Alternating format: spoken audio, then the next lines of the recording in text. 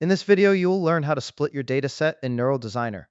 Splitting the data is essential for evaluating your model's performance and ensuring that it generalizes well to new, unseen samples.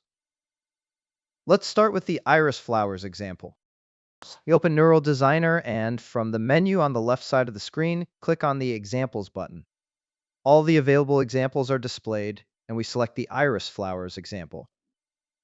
In the Dataset tab, scroll down until you reach the Samples section. This section allows you to split your data into three subsets: training, validation, and test. Each subset has a specific role in the modeling process. The training set is where the neural network actually learns. It adjusts its weights and biases based on these samples. The selection, or validation set, helps you choose the best model. It lets you detect overfitting early and make sure the model isn't just memorizing the data. And the test set is kept aside until the very end. Its only purpose is to evaluate how well the final model performs on completely unseen data. When the split is done correctly, you get a much more trustworthy and unbiased measurement of your model's performance. Neural Designer offers several splitting methods. The most common one is random splitting, where the samples are distributed randomly across the different subsets.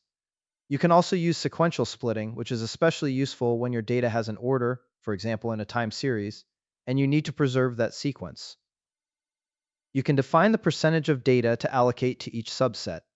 A typical configuration is 60% training, 20% selection, 20% testing. However, you can choose proportions that ensure enough data for both learning and evaluation. After choosing the method and proportions, click OK. Neural Designer will assign each sample to a subset.